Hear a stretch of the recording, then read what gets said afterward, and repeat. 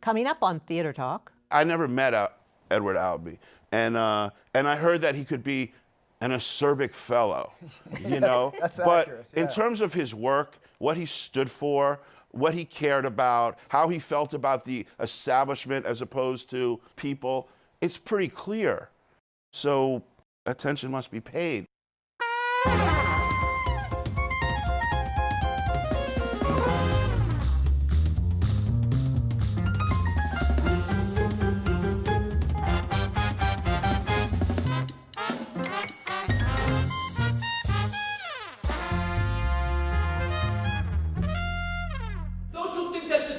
Convenient? Oh, it's convenient. Who's trying to say it ain't convenient? I'm talking about finding God in prison. Any place where you can have your life resurrected, that's a damn convenient place. After you killed 8 people. That's between me and God. And that's very convenient too. Well, God just happens to be a very damn convenient individual, brother.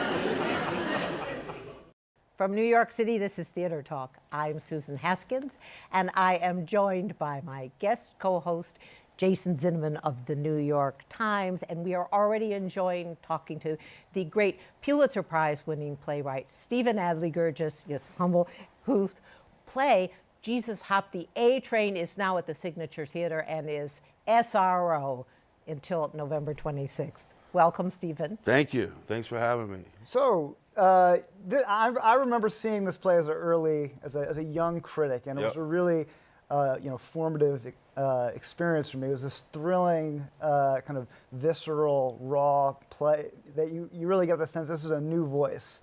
You fast forward 17 years, you're at a new stage. You're at the stage where you're the kind of player who gets plays revived.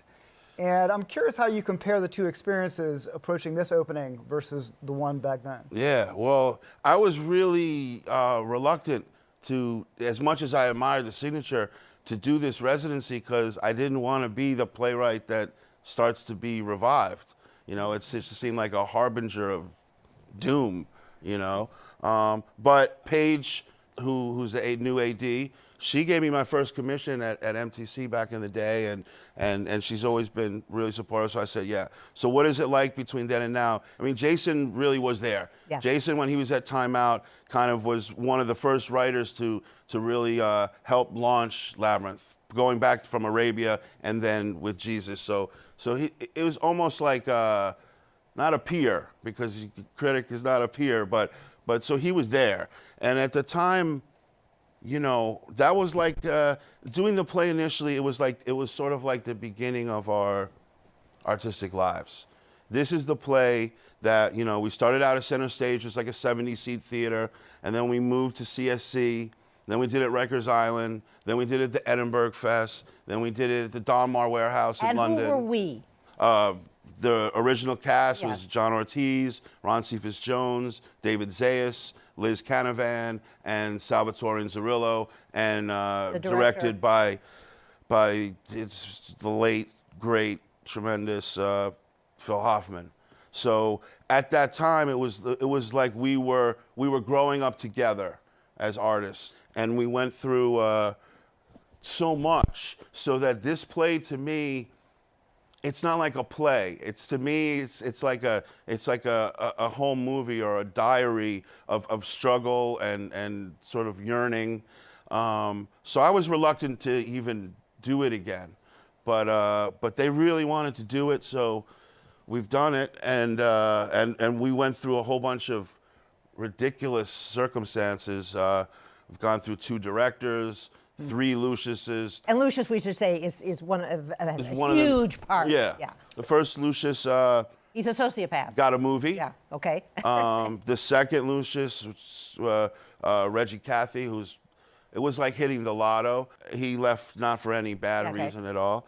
And then the third is Eddie Gathegi, who we literally had to cast within 24 hours, no audition. Just like terrific. A reel of television appearances, and he's pretty great. Yeah, he's pretty great. Let me ask you one question, just follow up. So you didn't want to be the kind of playwright who gets revived, and let me see if I'm right in my guess on why you say that. Because when I saw the original, you know, to me, the kind of theater that Labyrinth put on represented kind of the antithesis of sort of big subscriber theater, Broadway. Yeah. So to see it and you know, it was in the small theater. So I wonder, now it's in the Signature, which is where you see Tennessee Williams and Arthur Miller and these kind of work. Was there something about Jesus Hop the A Train that felt to you like it belonged in a downtown theater? We almost got this on Broadway a couple of times, so it's not like no, we have to do it with the broken seats. Right. It was just that my connection to the play is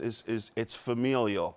There was a part of me just wouldn't want to do it with other people. And then also, yes, working at the Signature, which is an amazing theater, an amazing enterprise, but it's different than working at Labyrinth, where I can sort of just do whatever I could do then sort of basically whatever I want. You know, it's different. When the artistic director is your best friend, and he's also the director of the play, if we decide like Susan's gonna play this part, it's done, you know? Yeah. Or if we say like Jason's gonna play this part, it's done. And also like, you know, if we're all friends, I know that like Jason isn't gonna like say, yeah, I'm in, and then go leave to do a Spider-Man movie. So there's an element to this, even though there's so much heart, that's, what's it called? The soldiers who are paid to fight?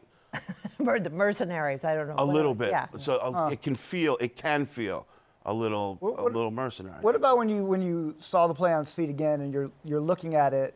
Does it feel like a young person's play? Does it feel like written by like a different version of you? I don't know how to answer it without feeling self-conscious. I mean, I think that I still look at my plays and see the mistakes. So there's plenty of stuff where I'm like, oh, geez, what was I thinking? But then there's also elements, I know Bob Dylan has said this and Neil Young has said this, where when they hear a song that they wrote from a long time ago and they're like, yeah, I don't know how I wrote that. You know, like there is that element. There are big swaths of that play that I just wrote in one go, and that was that. Well, and when that happens, it's not you, it's you and something else. And then other sections that you fight and struggle with. Oh, because when you say, I don't know how I wrote that, what you mean is, I don't know how I was able to channel that so Exactly. Yeah. And I remember Phil at the time saying to somebody, and I remember at the time I was a little bit insulted, but he was like, yeah, the reason that Stephen's writing is so good is that like, he doesn't know the rules, so he doesn't realize if he's breaking them. He's not self-conscious about Well, it. that's not insulting at all. No, I hear you, but you're a natural. it was I guess it was a compliment. Now, I read somewhere that the germ of this play was that you had, now we should say this is mostly two prisoners talking who are in isolation cells, and a guard and another guard and a lawyer. You were inspired by that. You had a friend who went into the Unification Church. Yeah. I had a friend who joined the Moonies, and myself and his brother and his father and a few others got pretty heavily involved in we did surveillance and trying to like sort of kidnap and deprogram him. And it never worked, you know, but I really dedicated a lot of time and thought and effort into it. And it wasn't until a couple of years later when I first went to therapy for the first time, and I sort of realized that Joey, his name was Joe Leonard, he's actually still a Moonie.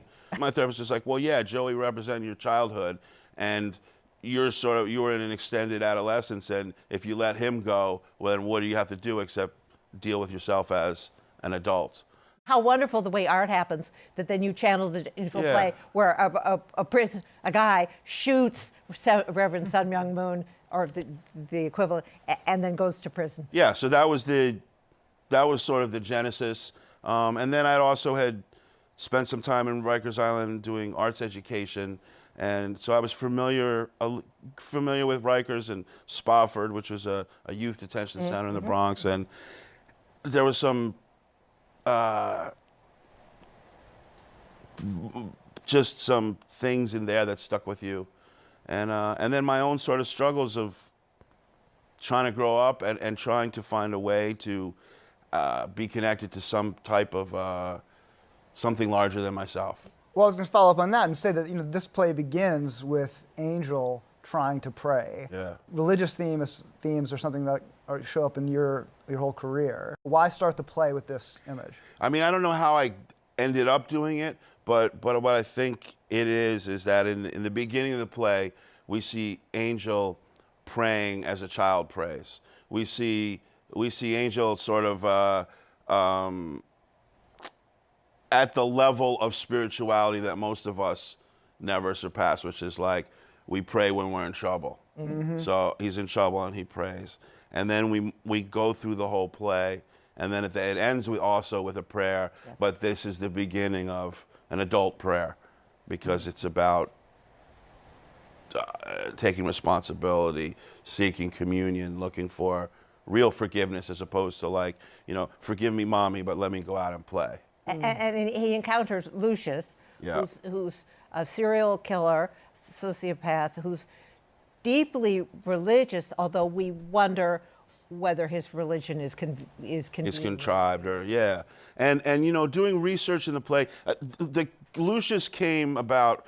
I was staying at a friend's house, and there was a book about the son of Sam, and then there was a 60 Minutes interview with him, I think like some years ago, where he had become born again, and he was saying like, I found God, and now my life has meaning and purpose, and blah blah blah. And you watch it, and you're like, yeah, but you're the son of Sam, and you're crazy. Right. Or you're trying to get like an early parole.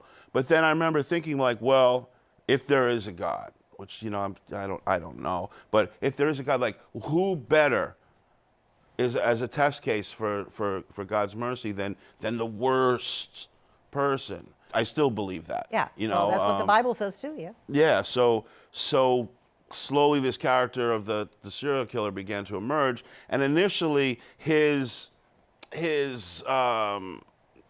desire for redemption was genuine in the writing of the play, until I sort of stumbled upon the fact that actually this guy's a sociopath, so he's incapable of empathy. But what I learned in research is that a lot of prisoners find God in prison. It's like a joke, a stereotype, and we think like, oh, they want an early parole, or oh, they're like faking it, they want different privileges. But they have a lot of time for that. Yeah. They have a lot of time on their hands, but also what I sort of learned was that sociopaths are different than us, and they're aware on some level that they're not like us. And they don't want to be. They want to be like us. They're aware there's a difference. And oftentimes what happens... They don't want to be like us. Well, no, that isolation, they wish it wasn't there. It's interesting because he's pontificating, Lucius is pontificating all this religion, and then several times in the play they say, yeah, but you killed 8 people. And he never says, oh, I'm sorry I killed 8 people. Yeah. I mean, he makes a lot of sense for the first 2/3 of the play. Yeah. You mentioned Philip Seymour Hoffman earlier,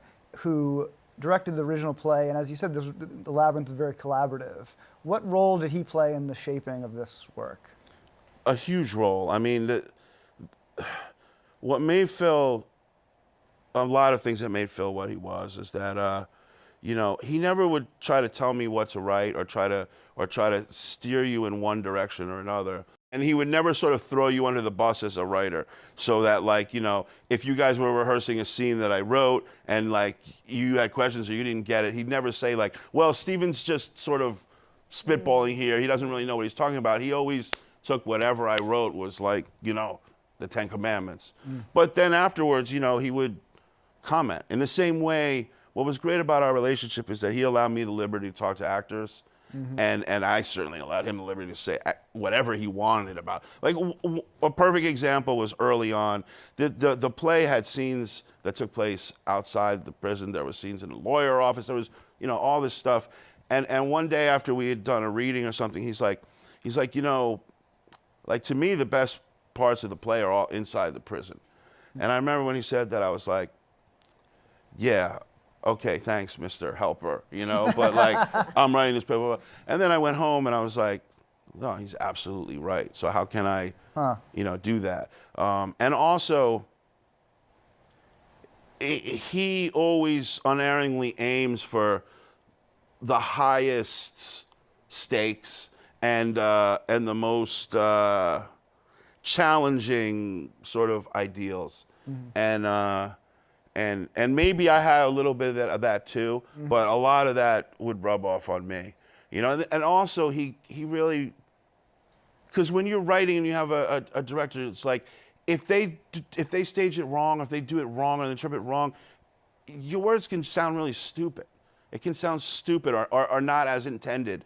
And the thing is with him, I knew I could write anything, and he would understand it, intellectually, emotionally, and then could communicate it to actors in a way that would bring it to life. And in his thoughts or communication to me, actually helped me take it to a higher place. Wow. That's a really special person. You know, he was very willful, as was I. You know, he was stubborn, as was I. But an incredible generosity of and willingness, you know, to just sort of do whatever it takes. The absence of Phil Seymour Hoffman is one that you know, I definitely still feel in the theater. And this may be an inappropriate question, but I'm curious, do you think about what he would be doing now? I don't think about what he would be doing. I think about what we might be doing, and not even so much in terms of theater, but watching a ball game, doing stuff like that. I think about that a lot. And then I would say that I got to do American Buffalo this summer with Treat Williams and Ollie Palmer, and it was my first time acting in 13 years, and I was terrified. And I would talk to Phil, you know, and in fact, it was one of the last things that I would do before I went on stage, and whatever I heard back, and it wasn't like a supernatural thing or anything, but like it helped me.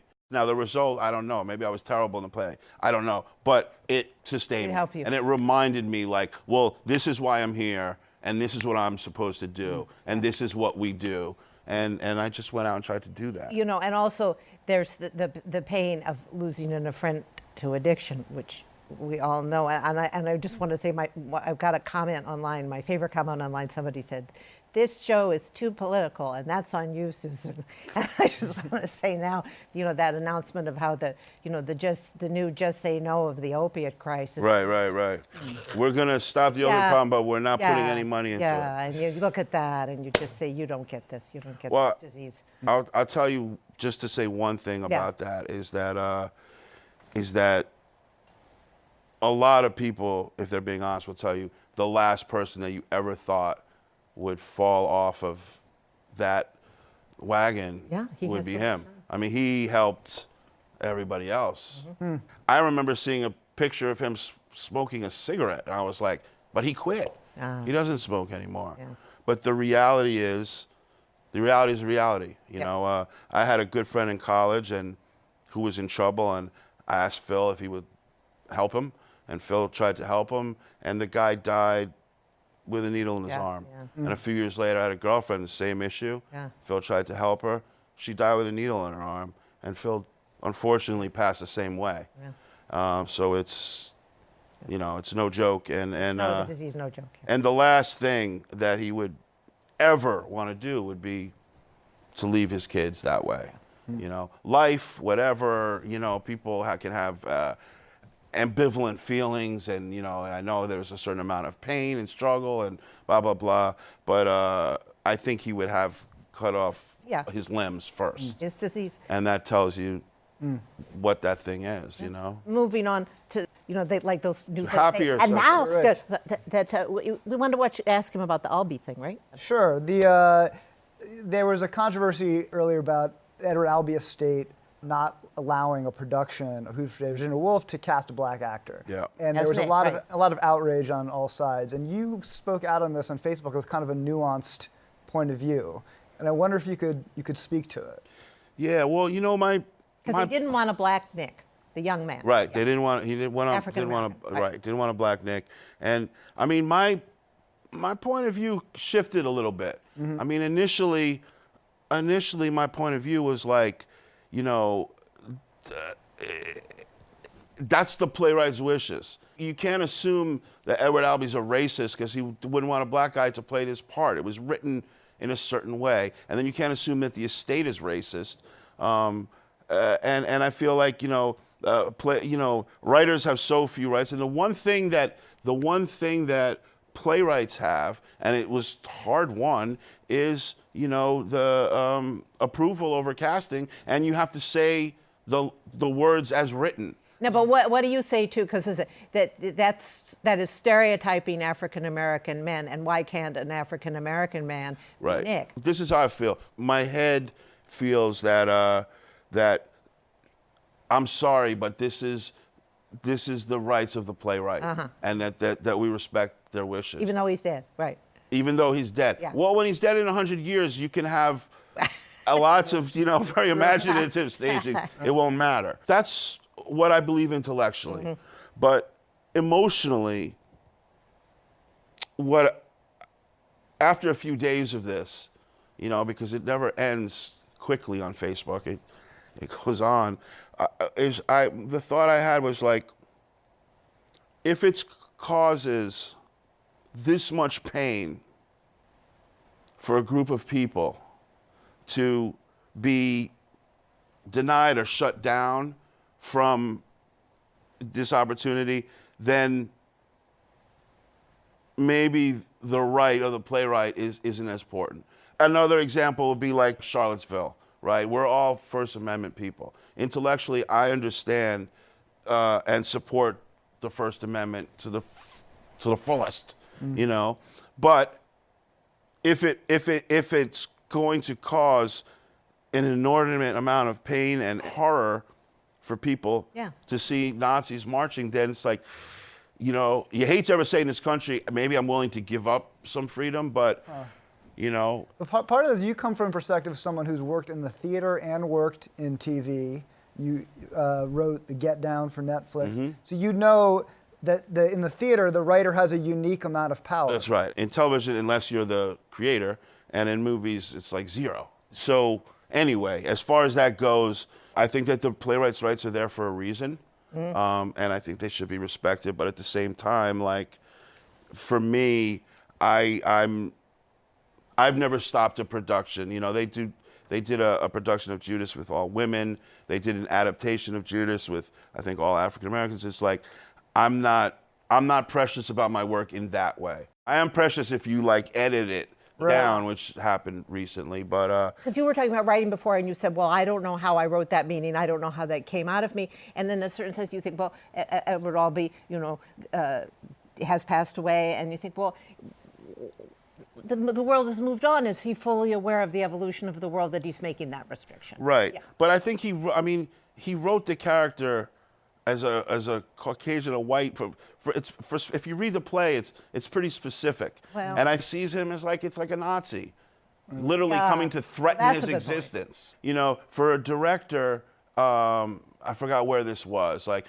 Who's like, ooh, I have an idea. We'll make him black and make an interesting comment. It's like, you know what?